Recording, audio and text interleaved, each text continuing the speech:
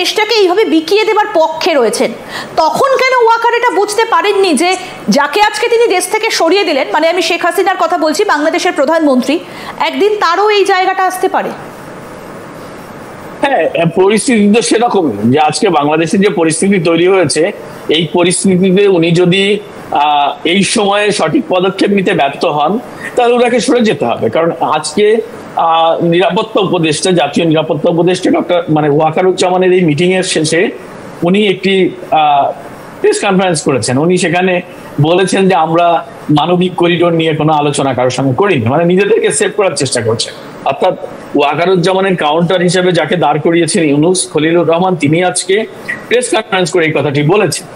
বলার কারণ হচ্ছে যে উনি আজকে, আমার কাছে মনে হচ্ছে যে ওনারা এই সরকার সময় ক্ষেপণ করার জন্য মূলত ওয়াকারকে বা সেনাবাহিনীকে একটি যে কোনো রকম একটা বুঝ দেওয়ার জন্য আজকে এই কনফারেন্সটি আয়োজন করছেন। কিন্তু আমার কাছে মনে হচ্ছে যদি জেনারেল ওয়াকার আজকের এই সময়ে দাঁড়িয়ে সঠিক পদক্ষেপ নিতে ব্যর্থ হন, অর্থাৎ উনি যদি আজকে সেনাবাহিনীর যে ম্যান্ডেট উনি পেলেন সামরিক বাহিনী থেকে, যে উনি ওনার দেশের স্বাধীনতা, সার্বভৌমত্ব, মুক্তিযুদ্ধর চেতনা এসব রক্ষায় উনাকে তারা সেনাবাহিনীর সামরিক অফিসাররা যে ম্যান্ডেট দিলেন, এটি যদি উনি কাজে লাগাতে না পারেন তাহলে উনাকে শেখ হাসিনার পরিণতি ভোগ করতে হবে, এটা আপনি নিশ্চিত। একদম একদম। এবং আপনি আকবর হোসেনের নাম বললেন দাদা, যে কাদেরকে সরিয়ে এই ওয়াকারুজ্জামান তিনি সেনাপ্রধান হয়েছেন, এবং সেক্ষেত্রে এম মতিউর রহমান, আতাউল হাকিম, তাদের নামও কিন্তু এই সারিতে উঠে আসে যে তাদেরকে।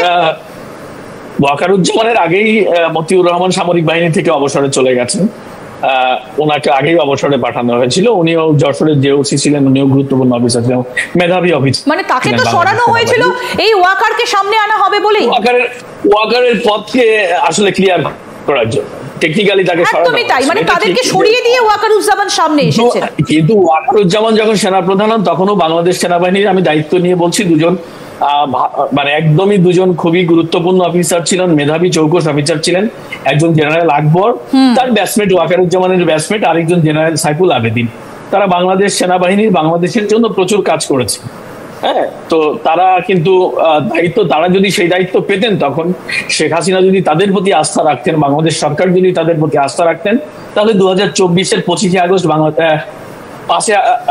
5ই আগস্ট বাংলাদেশে ঘটতো না।